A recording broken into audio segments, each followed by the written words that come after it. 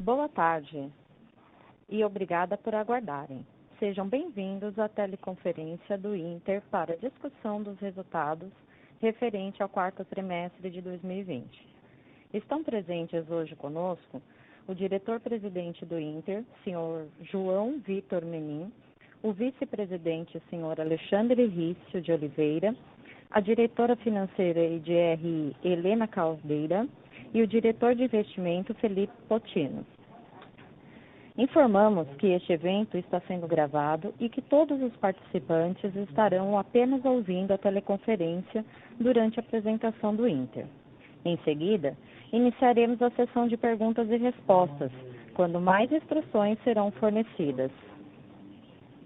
Caso algum dos senhores necessite de alguma assistência durante a teleconferência, queiram, por favor, solicitar a ajuda de um operador digitando *0. Este evento também está sendo transmitido simultaneamente pela internet, via webcast, podendo ser acessado através do endereço ri.bancointer.com.br. O replay deste evento estará disponível logo após seu encerramento. Lembramos que os participantes da webcast poderão registrar via website perguntas para o Inter, que serão respondidas após o término da conferência pela área de RI. Gostaríamos de informar que esta teleconferência está sendo simultaneamente traduzida para o inglês a fim de atender aos investidores estrangeiros da companhia. Antes de prosseguir, gostaríamos de esclarecer que eventuais declarações que possam ser feitas durante esta teleconferência relativas às perspectivas de negócios do Inter, projeções, metas operacionais e financeiras, constituem-se em crenças e premissas da administração da companhia, bem como em informações atualmente disponíveis para o Inter. Considerações futuras não são garantia de desempenho e envolvem riscos, incertezas e premissas, pois se referem a eventos futuros e, portanto, dependem de circunstâncias que podem ou não ocorrer. Gostaria agora de passar a palavra ao senhor João Vitor Menin, diretor-presidente, que iniciará a apresentação. Por favor, senhor João Vitor, pode prosseguir. Obrigado. Boa tarde a todos. É um prazer estar com vocês mais uma vez para falar dos resultados do Inter nesse quarto trimestre de 2020. Eu vou tentar fazer aqui no meu preâmbulo, antes de passar para o nosso VP, que é o Alexandre, vou fazer dividir aqui em 3 grandes grupos, onde a gente vai falar um pouco de entrega, um pouco de estratégia e um pouco de futuro. Tá? Bom, sobre entrega, a gente está bastante satisfeito. Encerramos esse ano de 2020 com as nossas 5 avenidas azeitadas e prontas para 21, 22, 23 e para os próximos anos. A gente está convicto que a gente construiu um alicerce muito sólido. Dessas 5 avenidas, eu queria destacar o que a gente vê para 2021, e a gente tem especialmente hoje um diretor dessas avenidas, que é o Felipe Potino, que é nosso diretor de investimentos. A gente tem uma expectativa muito grande para essa avenida em 2021. Então, a gente acha que ela deve ser o grande nome em termos de crescimento. Então, a expectativa é muito boa. Diria até que a performance muito boa de todas as nossas frentes em 2020 foi coroada. Assim, a cereja do bolo foi a chegada do Potino para comandar essa avenida em 2021. Falando um pouco, a gente já fala há bastante tempo, alguns trimestres, sobre o nosso ponto de inflexão. Então, acho que essa é uma entrega muito importante. Eu acho que nesse trimestre a gente viu isso de maneira mais clara, a inflexão da monetização dos clientes e das despesas desses clientes da nossa plataforma. Então, a gente está muito satisfeito de ter alcançado de ter mostrado mais claramente que esse ponto de inflexão já aconteceu. Tá? Outra coisa interessante para 2021, a gente fala muito da dinâmica de receita. A receita por usuário, que foi muito forte em 2020, ela ainda tem upside, tá? Então isso é importante. E o custo de servir, que foi muito bom, caiu bastante em 2020, ainda tem downside, principalmente em função de escala e algumas outras iniciativas. E uma importante que a gente quer ressaltar aqui é a questão do Pix, que entrou no último trimestre de 2020. Foi muito benéfico para a nossa companhia. Falando agora um pouco de estratégia, o que a gente tenta cada vez mais mostrar nos nossos releases, nas nossas reuniões, é que a gente está conseguindo verticalizar a operação, a combinação da operação de varejo e banking, né? Então, poucas companhias, talvez só o Inter seja capaz de fazer isso no Brasil. Conseguir juntar todo o lado legal do varejo, e aí principalmente e-commerce, eu digo varejo de produtos e serviços, com os serviços bancários, os serviços bancários digitais, pagamento e crédito. Isso tem um mercado endereçável gigantesco. A gente não tem dúvida que o futuro é esse. Essas duas grandes indústrias do nosso país vão conviver cada vez mais juntas, e o Inter realmente foi protagonista nessa junção, e a gente está numa posição ímpar para poder surfar isso aí. Em março, a gente vai lançar a operação para os nossos não correntistas. Eu acho que isso vai ampliar bastante o nosso mercado endereçável, e ela só é possível por nós termos conseguido colocar o varejo e o banco juntos. E isso só foi possível porque a gente teve entregas de TI muito fortes em 2020, e sempre eu friso, gente, conseguimos colocar tudo isso em um único app. Isso é importante, isso é fundamental. Então tem muito mérito das entregas tecnológicas no nosso time de TI. E por sinal, falando de atração de talentos, a gente colocou de pé em janeiro o nosso Hub de TI em Recife, onde já temos lá 45 pessoas dedicadas para essas novas entregas. Com relação à estratégia ainda, a gente não tem dúvida que inovação é uma questão que a gente tem que cultivar sempre aqui no Inter. E, como vocês sabem, a gente não para de inovar e lançar novos produtos. Eu destaco o lançamento aí nas próximas semanas do nosso delivery de comidas, de alimentação. Então, a gente vai ter esse serviço no nosso app. E nos próximos 2 a 3 meses, o relançamento do nosso Intercel. A gente tem muita expectativa com esse produto, parceria com a Vivo. Eu acho que ele vai ser muito benéfico para a gente consolidar cada vez mais o Inter na vida das pessoas. Agora, falando de futuro, o nosso terceiro tópico aqui, grupo aqui que a gente vai explorar, a gente fechou o ano de 2020 muito bem, né? O trimestre foi muito bom, e a gente já viu janeiro muito forte. Não só muito forte, como foi nosso melhor mês de novos correntistas. E foi o nosso melhor mês também de concessão de crédito comparativamente com os meses de janeiro. E por isso a gente acha que o nosso guidance de 15 milhões de correntistas para 2021, isso sem contar os não correntistas que podem vir pelo processo de abertura do nosso app, é o número cada vez mais palpável. Com relação também falando de futuro, a gente ainda tem muitas melhorias incrementais nas nossas avenidas. Em 2020 a gente já mostrou algumas delas, e elas devem continuar em 2021. Então, para dar alguns exemplos, no shopping a gente teve a melhora do nosso take rate. À medida que a gente põe mais lojas no nosso end-to-end, na hora que a gente ganha escala, a gente consegue puxar mais take rate dos varejistas. Na vertical de seguros, nós aumentamos a penetração em 2020 e vamos continuar aumentando em 2021, mesmo com o crescimento de novos correntistas. Isso se dá porque a experiência vai ficando melhor e a gente tem mais produtos sendo lançados todo o trimestre. Na parte de investimentos, que a gente chama de Interinvest, nós lançamos mais produtos ao final de 2020. Por exemplo, lançamos a parte de futuros, a parte de BMF que a gente não tinha. Lançamos agora em janeiro também os produtos de acompanhamento e de trade pro para os investidores e muitos outros produtos. Então, esse cross-selling dentre os nossos clientes para investimentos é uma perspectiva muito grande de melhoria incremental para 2021. Com relação à concessão de crédito, que é, sem dúvida, uma âncora importante e a origem do Inter, a gente teve um trimestre muito forte e estamos vendo também já janeiro, fevereiro muito positivo. De novo, eu acho que isso é possível, independente do aspecto macro do nosso país, pelo sucesso que a gente teve no micro. Então, custo de funding cada vez mais competitivo, uso de CRM dados para chegar nos nossos mais de 9 milhões e meio de clientes cada vez mais eficiente. Então, a gente tem tido muito sucesso de fazer um underwriting de crédito eficiente e competitivo. Em relação ao uso, né, à recorrência, a gente tem aumentado o nosso CSI, que é o nosso famoso índice de cross-selling de produtos. Então, é um negócio que a gente continua vendo isso para frente, para 2021. E essa métrica demonstra muito esse uso da nossa plataforma.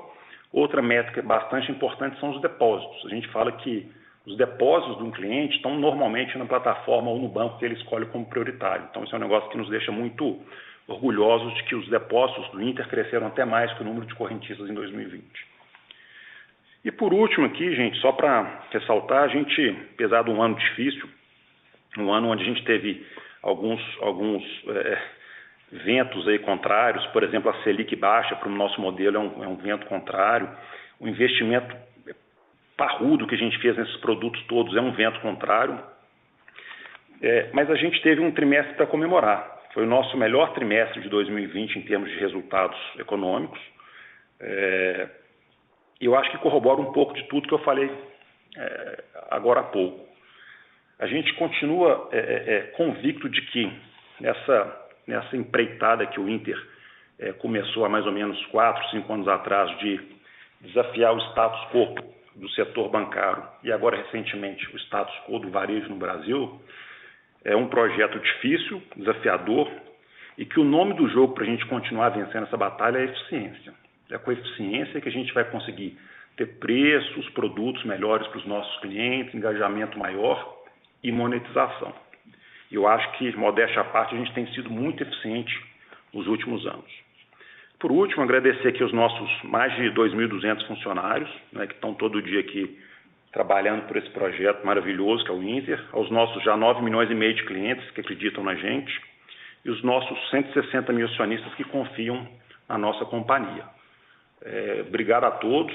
Vou passar agora para o Alexandre, depois a gente volta na parte de perguntas e respostas e vamos em frente.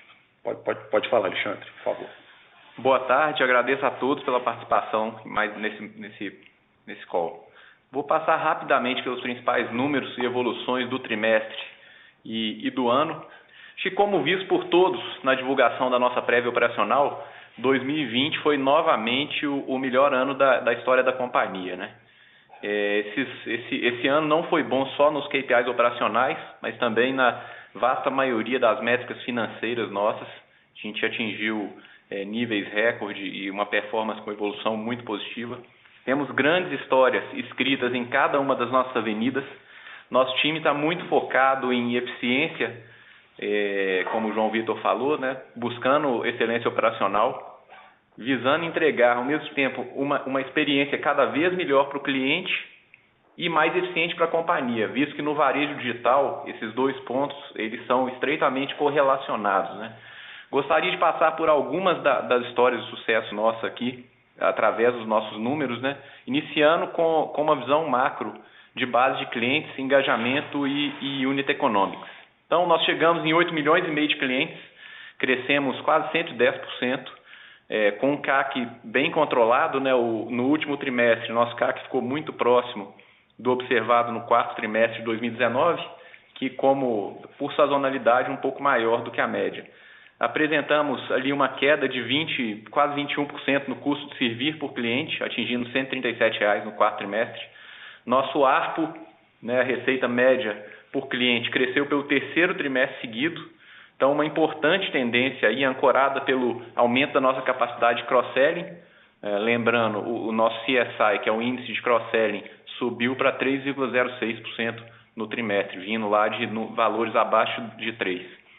Nós aumentamos em 141% o engajamento dos clientes com o nosso app, também muito acima do crescimento da base de clientes, saindo de 330 milhões de logins em 2019 para 805 milhões já em 2020. Na parte de day-to-day banking, nós chegamos a 6,7 bilhões em depósitos à vista, grande crescimento anual, também descorrelacionado do crescimento de base, com saldo médio indo de 1.450 para 1.300. Nós transacionamos 7,3 bi nos cartões, crescimento de 153% em relação ao quarto trimestre de 2019, mais uma vez descorrelacionado com o crescimento da base de clientes, o que é importante para a gente. É um crescimento muito maior nas transações de cartões, ou seja, os clientes estão usando mais a nossa companhia. Especificamente no crédito, a gente viu isso por três grandes razões, né? A implementação de um ciclo de modelos de crédito, incluindo otimização dos limites. isso ajudou bastante. Nova experiência no app, programa de cashback, entre outras coisas aqui que tem motivado os clientes a migrar a atividade de cartão de crédito para o Inter.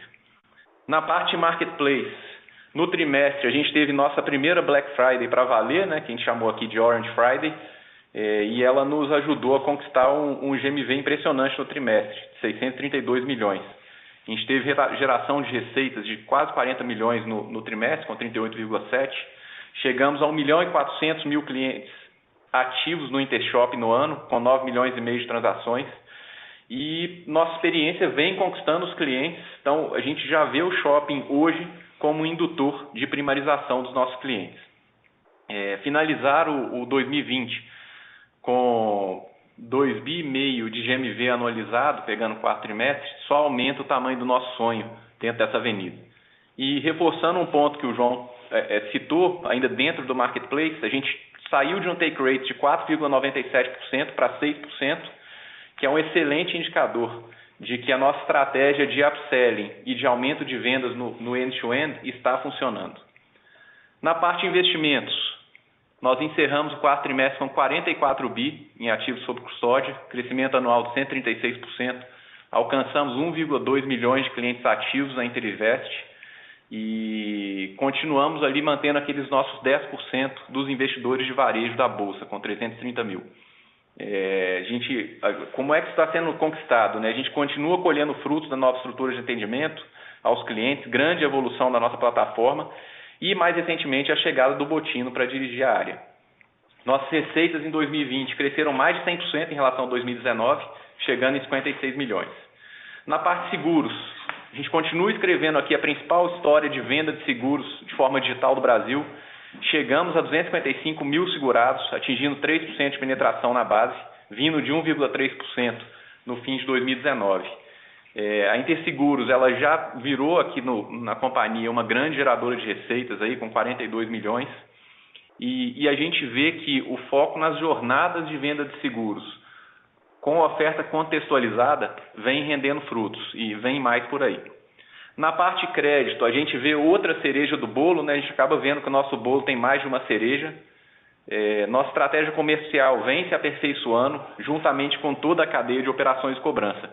Então, a gente conseguiu atingir a marca de 9,1 bi na carteira de crédito ampliada, incluindo aí cartão de crédito à vista. Esse crescimento foi de 86%. Ele supera as nossas expectativas, mas acho importante reforçar que a gente não entrou em terreno desconhecido para entregar esse crescimento. São créditos com características conhecidas e testadas pela nossa companhia. Finalmente, aqui alguns destaques financeiros. Nós crescemos 33% nossas receitas totais, que chegaram em 1,4 bi em 2020. Crescemos em 128% as nossas receitas de serviços, que chegaram em 541 milhões, com um mix saudável e 7 grupos de receitas que já são individualmente relevantes. Essas receitas de serviços já representam 45% das nossas receitas líquidas totais. E, por último, o nosso resultado anual ficou em 5,6 milhões, boa recuperação no quarto trimestre. E a gente fecha o ano com Basileia de 32%, nos dando aqui espaço para manter o crescimento acelerado na parte de crédito e manter o foco nos M&As. Finalizo agradecendo aos nossos clientes, nosso time, nossos acionistas e demais stakeholders. Acho que cumprimos nossa missão de 2020 e faremos muito mais em 2021. Com isso, eu passo a palavra aqui para a Helena. Boa tarde a todos. Obrigada por estarem aqui com a gente em mais um call de resultados. Queria passar algumas mensagens finais antes da gente abrir para perguntas e respostas de alguns pontos específicos. Primeiro, começando a falar sobre ESG, 2020 foi com certeza um ano super marcante nessa esfera. A gente conseguiu colocar de pé algumas iniciativas importantes, como a assinatura do Pacto Global, fazer o inventário de emissões, inclusive já consegui fazer as compensações de carbono nesse ano. E a gente também começou a integrar a materialidade dos pilares FASB com os nossos projetos. Nós temos um plano de detalhar tudo isso no nosso primeiro relatório anual, que a gente vai divulgar agora no segundo trimestre desse ano. Então, acho que vai ser assim, um espaço da gente realmente conseguir comunicar tudo que a gente faz dentro desse nosso ecossistema realmente digital e com várias avenidas aí de crescimento. Também queria falar um pouco sobre as nossas iniciativas de M&A, né? A gente segue com um pipeline importante aí para esse ano, né? Com possibilidades de trabalhar de novo nas 5 avenidas. Acho que temos oportunidades para crescer inorganicamente aí através de M&A. E estamos animados com a integração também das companhias que a gente já adquiriu agora recentemente, né? Meu Acerto foi aprovada e a gente começa a alavancar as iniciativas de win-back, planejando aí como que a gente vai trabalhar juntos. A Granito, a gente já teve a aprovação do CAD, estamos esperando a aprovação final do Bacen, e a gente acredita que com as competências da Granito a gente consegue, né, alavancar mais as nossas iniciativas para o PJ, né, para as nossas contas PJ, PF também, mas principalmente também o gateway de pagamentos, que vai ser chave aí para a abertura do nosso app para não correntistas, como comentado pelo João. E por fim, só falar um pouco da dinâmica de mercado. A gente tem visto um aumento relevante no volume médio negociado nas ações de Banco Inter recentemente. O ADTV de 30 dias de BID 11 chega a 235 milhões de reais, BID 4 a 137 milhões, e tudo indica que BID 11 entra hoje ainda no MSCI e, por fim, estamos confiantes de que o Ibovespa está aí batendo na porta, né? Quem sabe no próximo rebalanceamento. Então, acho que realmente, assim, né, encerrando aí o ano de 2020, como o Alexandre e o João colocaram, animados, realmente para a gente continuar construindo esse projeto sensacional que a gente tem aqui. E, bom, é isso. Obrigada a todos pela participação aqui no nosso call. A gente já tem algumas perguntas aqui que a gente continua aqui batendo nosso papo.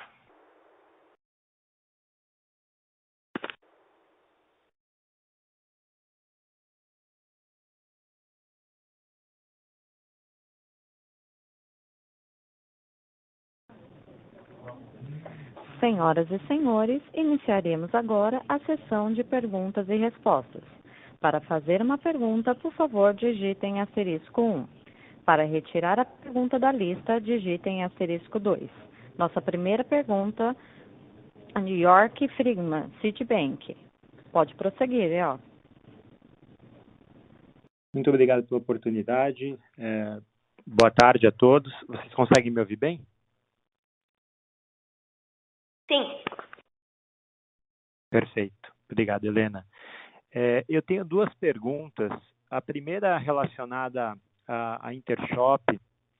Se vocês pudessem no Marketplace dar uma ideia para a gente de qual que é a meta de número de merchants que vocês pretendem alcançar aí até final de 2021 e como que vocês percebem a tendência de net take rate, né? Porque eu entendo que o mix de lojas melhorando vai ajudar a contribuir para uma melhora do take rate bruto, mas como que também vocês estão percebendo a dinâmica de cashback. Então, só entender como que fica o net take rate também. E a segunda pergunta, relacionada mais à parte de financials desse trimestre, me chamou a atenção como tem crescido o write-off, né? O write-off deu um salto importante, vocês conseguiram já limpar bastante o balanço, da onde que veio esse charge-off e se a gente pode esperar uma redução desses níveis nos próximos trimestres ou se dada aí a evolução da pandemia ainda devemos esperar o charge-off nesses níveis pelos próximos trimestres. Obrigado. O Jorge, João Vitor falando, eu vou falar com relação ao shopping, depois eu passo a palavra para o Alexandre para falar do write-off. Com relação ao shopping, vamos lá. É difícil a gente prever quantos merchants nós vamos ter ao final de 21. O fato é o seguinte, o que a gente tem percebido é que à medida que a gente vai ganhando relevância no mercado, alguns merchants ou grandes varejistas ou grandes marketplaces que eram resistentes a integrar suas ofertas de produtos com o Inter começam a procurar a gente. Então, você vai ver que a gente tem lojas interessantes para entrar nesse trimestre, e algumas já entraram. Então, assim, vamos dizer, a gente tem aí, com certeza, uma possibilidade de talvez dobrar o número de lojas. Estou falando do end-to-end, porque no afiliados a gente já tem praticamente todas as lojas, né?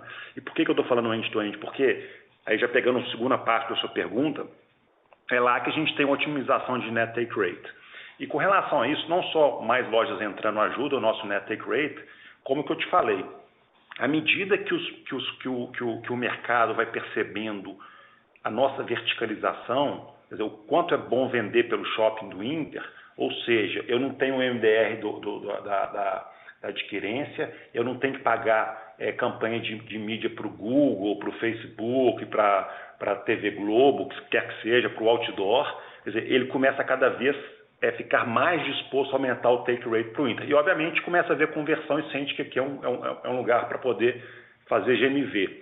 Por outro lado, para os nossos clientes, e a gente já tem testado isso, assim, a sensibilidade deles a cashback, a gente vê que ela não é total. Tem outras coisas envolvidas, como, por exemplo, a experiência, o limite do cartão de crédito. Então, todas essas iniciativas fizeram com que a gente já tivesse uma redução do percentual de cashback em cima do take rate nos últimos meses, tá? Então, sendo objetivo, a gente vê uma melhora, um incremento do net take rate em 2021, mesmo crescendo o GMV do nosso shopping, tá? Agora o Alexandre fala sobre a questão do write-off. Oi, tudo bem, né? Falando um pouco então sobre a questão do write-off, aqui é um movimento que a gente já esperava, né? Em abril de 2019, a gente entrou com o nosso novo modelo de concessão de cartão de crédito. É um modelo onde a gente esperava ter uma perda esperada, né? Bem menor. Então, na hora que a gente vê essa limpeza, vamos chamar essa limpeza de carteira, é a materialização disso. Nosso saldo de provisão no cartão, ele vem convergindo muito mais para algo parecido com o padrão de mercado. O modelo vem se provando.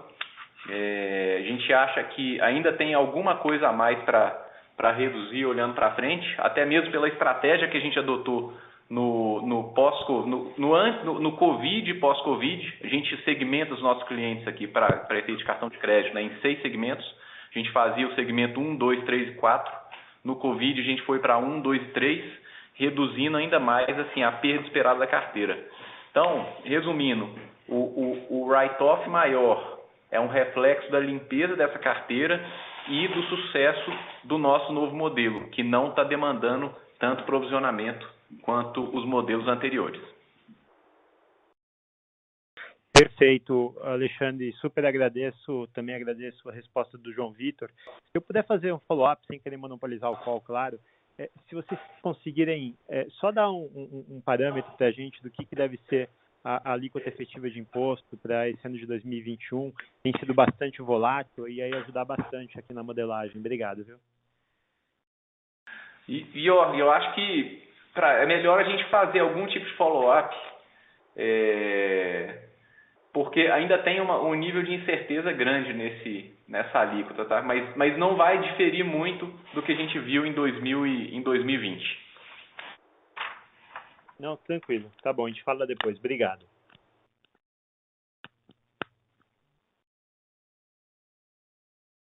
Nossa próxima pergunta, Yuri Fernandes, da JP Morgan. Pode prosseguir.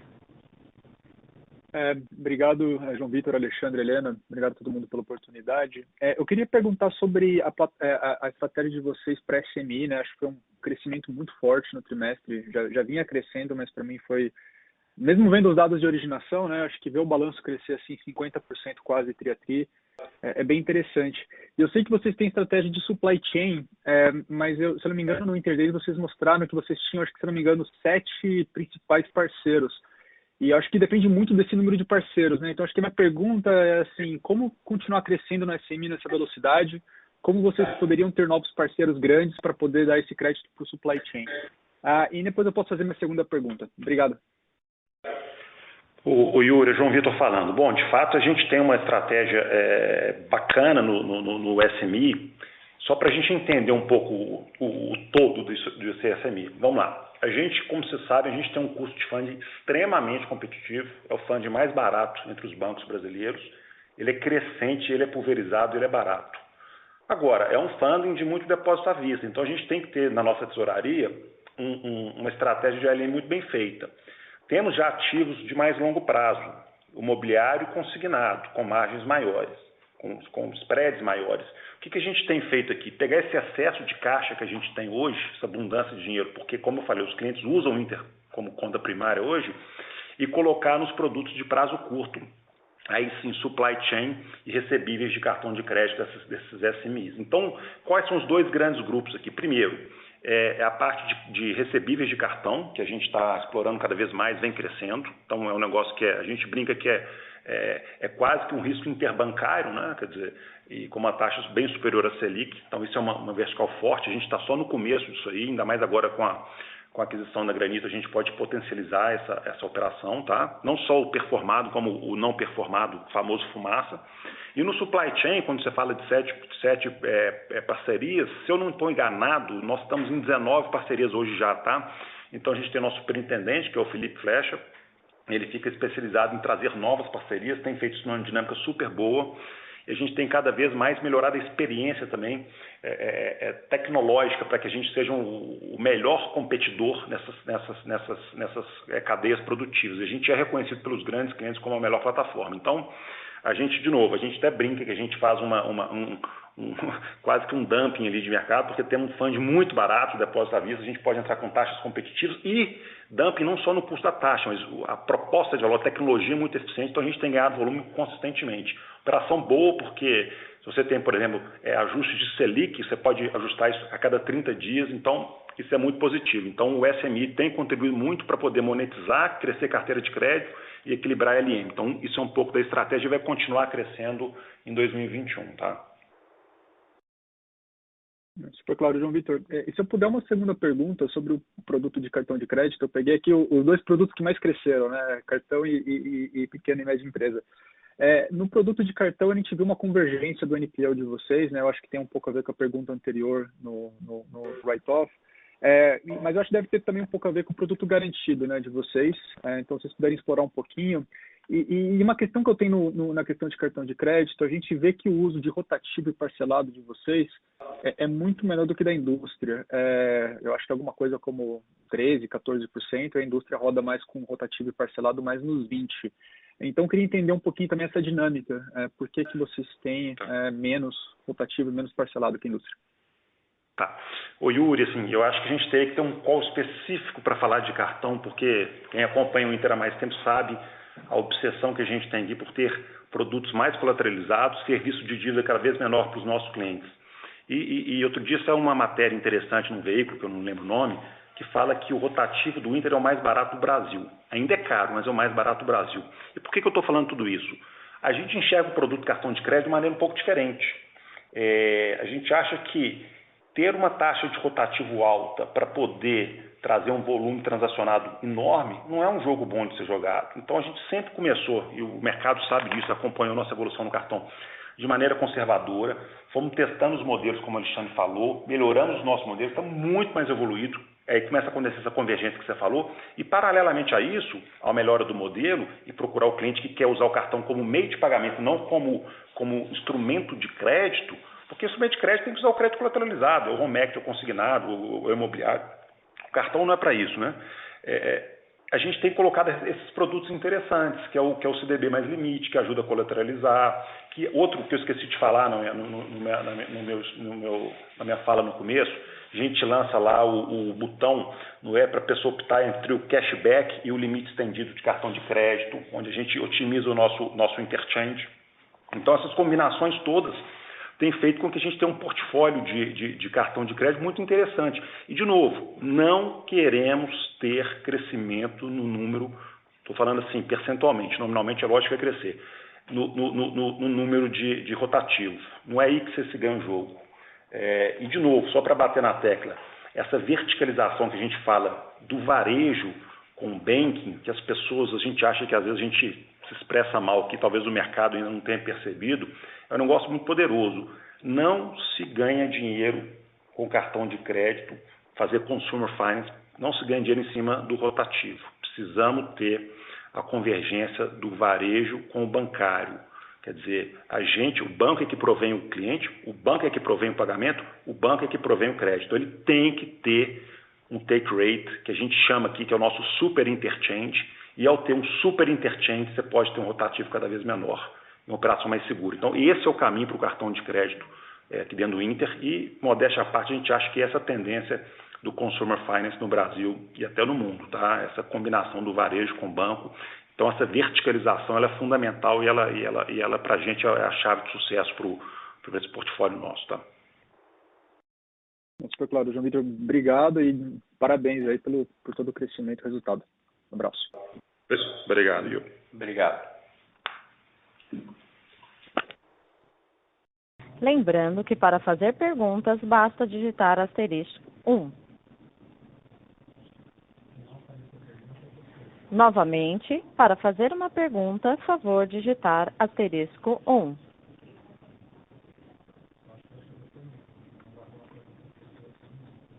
Nossa próxima pergunta é de Yuri Fernandes, JP Morgan. Vou aproveitar a oportunidade, então, que está um pouco mais tranquilo a linha de perguntas. João, se você puder falar, assim, a gente começou a cobertura de vocês recentemente, a gente falou com muitos investidores, né?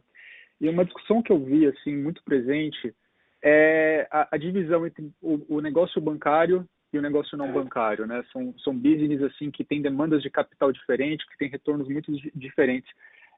E a gente sabe que o banco, assim, por mais que vocês tenham um Basileia super forte hoje, o banco ele sempre vai demandar capital, né? Se vocês seguirem crescendo nesse nível, a não ser que a rentabilidade do banco convirja para níveis muito mais altos lá no futuro, ela sempre vai ser um business chamador de capital, né? Enquanto a outra área não, ela é uma outra área que pode gerar... Então, como que vocês olham isso dentro do banco? Assim, vocês olham como tem que ser integrado, tem que ser verticalizado, porque no final o crédito é uma ferramenta super poderosa para a gente alavancar a ferramenta do Intershop, ou não, talvez um dia vai fazer sentido ter business separados para a gente poder administrar essas demandas de capital distintas. É uma pergunta mais filosófica, mas assim, só para entender mais no longo prazo, como que vocês estão vendo esses dois... Eu acho que não são dois negócios, tá? Mas assim, essas duas áreas da companhia. Obrigado.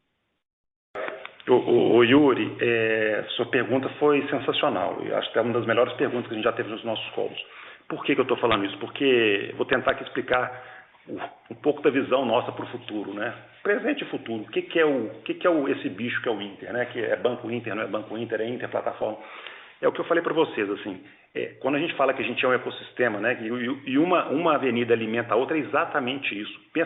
Se a gente for pensar, não é questão de ter mais crédito ou menos crédito. As coisas são muito correlacionadas. Então, deixa eu te dar um exemplo prático aqui.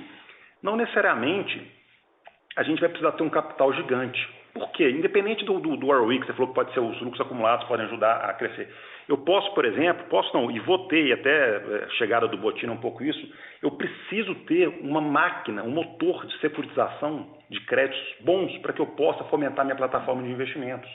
Eu acho que o jogo que a gente está querendo jogar aqui não é o jogo do balanço com 100 bilhões de capital, com 1,5 trilhão de ativo e 600 bilhões de ativo de crédito. Muito pelo contrário, é o jogo da plataforma Inter.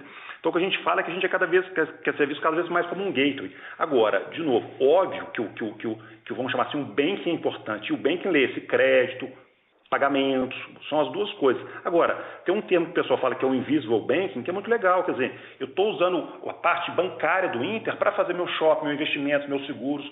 Então, acho que essa conexão entre as nossas avenidas que é muito forte. Então, tudo isso para falar o seguinte, que eu não tenho dúvida que o crédito vai crescer, o crédito é necessário, mas muito provavelmente a nossa avenida de investimentos vai dar conta do recado. E o Inter, como companhia, como CNPJ, vai ficar leve, rentável, escalável, poxa, o que a gente menos quer aqui é ser uma companhia com capital social, com capital regulatório de dezenas de bilhões de reais. Não é esse o jogo que a gente está jogando. Então, eu acho que às vezes a gente se expressa mal, as pessoas não entendem um pouco qual que é o nossa estratégia, nosso jogo de xadrez aqui, mas é exatamente esse, entendeu? Então, por isso que a gente fala de ser essa plataforma única, onde a gente tem todas essas avenidas conversando uma com a outra. Então, é tão simples quanto isso, tá? Então, e aí de onde vai vir a monetização? Isso é bobagem, porque no final das contas já não é nem NII mais, porque se eu fiz uma securitização, poxa, eu estou ganhando ela no FII de distribuição do produto na nossa área de investimentos. Então, difícil falar o que é receita bancária e não bancária, é meio que uma coisa só, né?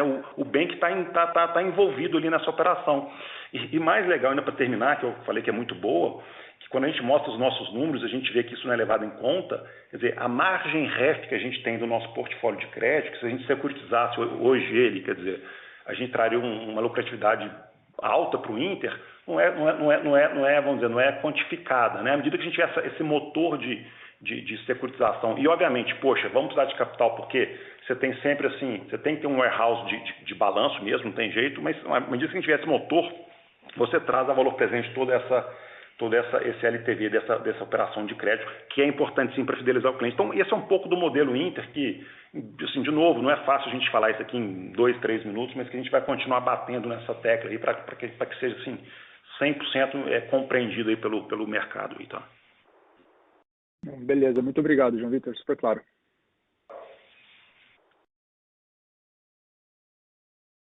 Nossa próxima pergunta será feita via web.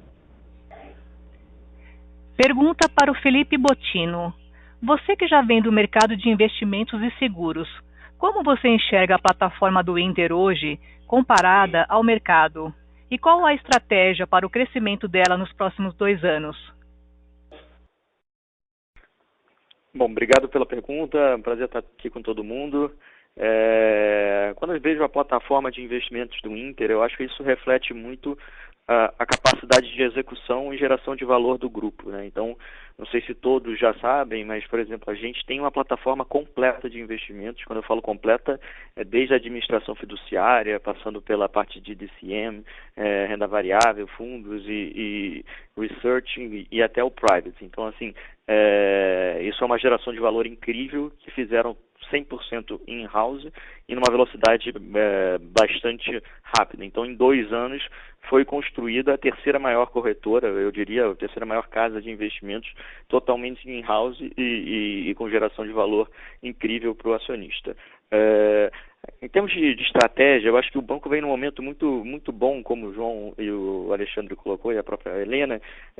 Então, a nossa tesouraria vem ganhando escala, a própria distribuição, hoje a gente já tem uma capacidade de distribuição incrível, a parte de banking integrada. Então, isso vem gerando muita sinergia, porque a gente fala tanto para a oferta de produtos quanto para a distribuição dos mesmos. Então, hoje a gente já tem, em termos de público-alvo, quando você pensa no trader, que nem o João colocou, a gente lançou as primeiras ferramentas agora, com o HB Pro e o TRID, mas tem um pipeline muito claro para em 2021 ainda a gente está completo essa avenida. O público que a gente vai chamar de marketplace, praticamente completo também ao longo de 2021. A gente vai ainda completar com fundos e previdência numa nova experiência, mas muito fortalecido. E são 2 estratégias que a gente acredita muito e foi comprovado agora com o CDB mais limite, que é a parte de related products, ou seja, essa parte de produtos relacionados a banking. Então, o CDB mais limite é um caso clássico que aconteceu, mas a gente vê uma série de outras oportunidades nesse sentido, e também a parte de comunidade. Eu não sei se todos sabem, mas já existem mais de 40 mil comunidades de renda fixa no Inter. Então, é um potencial incrível. Obviamente, isso vai ser acoplado à estratégia que a gente pode chamar aqui de digital, com auxílio de assessores, vamos chamar assim, para o público mais sofisticado, mas cada vez mais no digital e escalável. Então, eu acho que hoje é uma plataforma muito mais completa do que a média, em função dessa base que foi construída desde a administração fiduciária até o private. Então, acho que, não sei se foi claro, mas é realmente um case que eu acho que eu tiro o chapéu para os meus antecessores e para a equipe atual de construir a terceira maior corretora em 2 anos com capital próprio e gastando absolutamente zero em aquisição, porque simplesmente pescando nesse aquário que a gente chama e fazendo o ecossistema girar. Nossa próxima pergunta é de Íngulo Patelli, Autonomous Research. Pode prosseguir. Olá, boa tarde. Vocês aumentaram o gasto com marketing no quarto TRI, isso melhorou a conversão. Queria entender um pouco essa dinâmica e também qual que é a estratégia agora para 2021 de marketing. O Ingo, é João Vitor falando aqui. Como eu falei no começo, a gente terminou o ano muito azeitado, tudo muito equilibrado. E quando você passa por essa etapa de ter a casa pronta, você começa a testar algumas coisas. Então, por exemplo, abrir o app para não correntistas, daqui a um tempo ir lá para fora. E outra coisa que a gente começou a testar é o seguinte: poxa, dá para a gente pisar um pouco mais no acelerador em termos de crescimento? Qual que é o impacto disso? Poxa, a gente tem o menor CAC do mercado, assim, e não é pouco menor, não, é disparado menor. Então, o que a gente fez?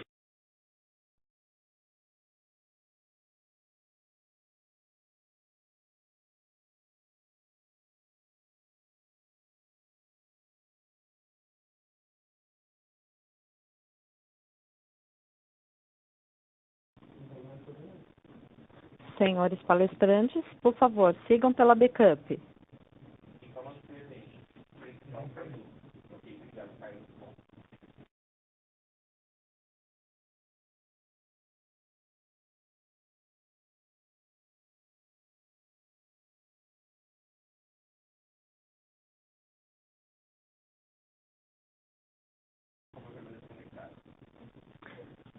Um momento, permaneçam conectados.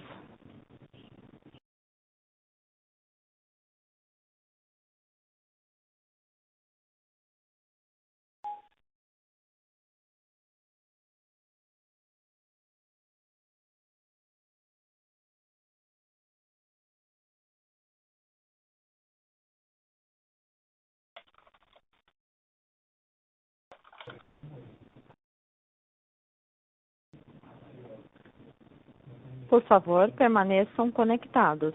Voltaremos em instantes. Vocês estão nos ouvindo? Pela backup? Sim, pode prosseguir.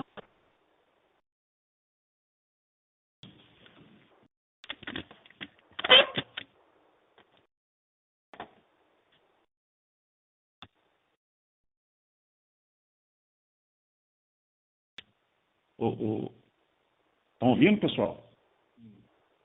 Sim, pode prosseguir. Está escutando? Bom, acho que sim.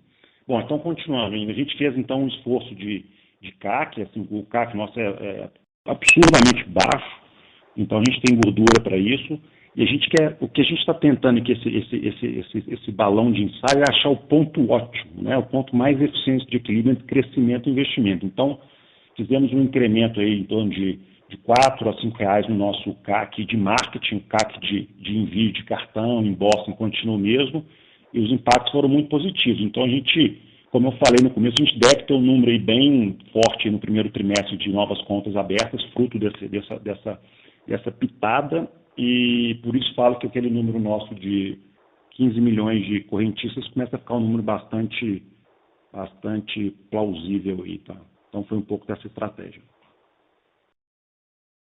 Obrigado. Um follow-up rápido. Tem algum momento da plataforma em que vocês talvez esperam aumentar o investimento? Para ser mais claro, uma vez que esteja pronto o desenvolvimento para não correntistas, por exemplo, vocês acharem que é o timing de aumentar mais ainda o CAC? Eu não sei se vocês pensam dessa forma, só queria também ter sua visão nesse sentido.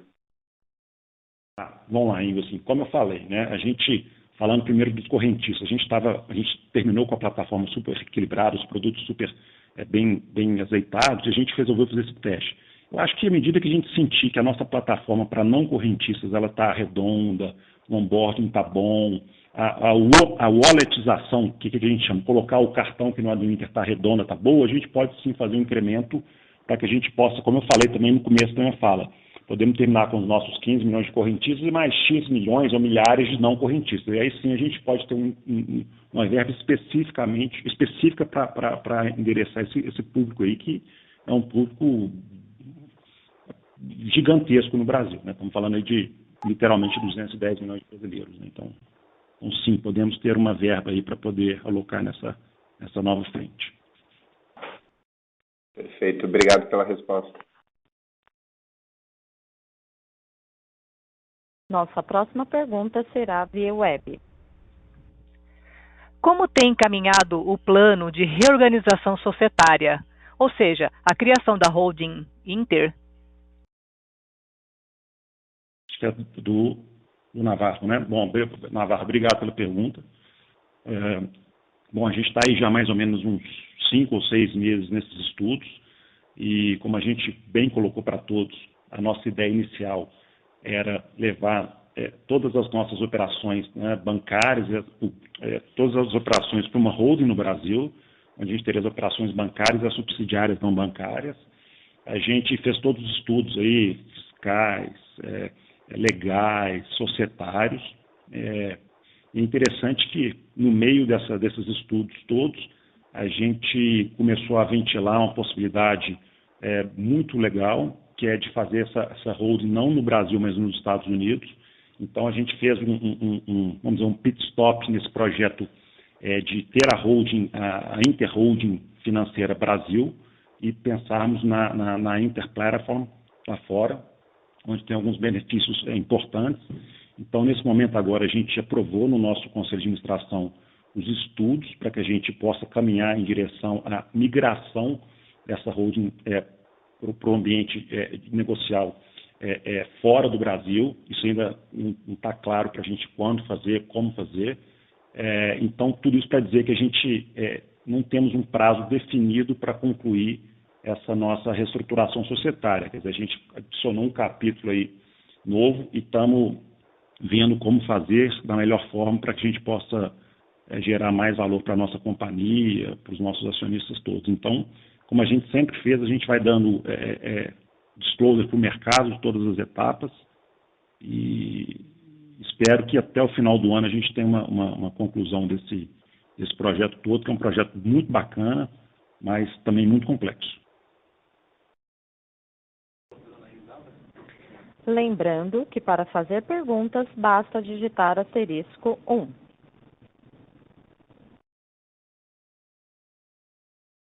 Encerramos nesse momento a sessão de perguntas e respostas.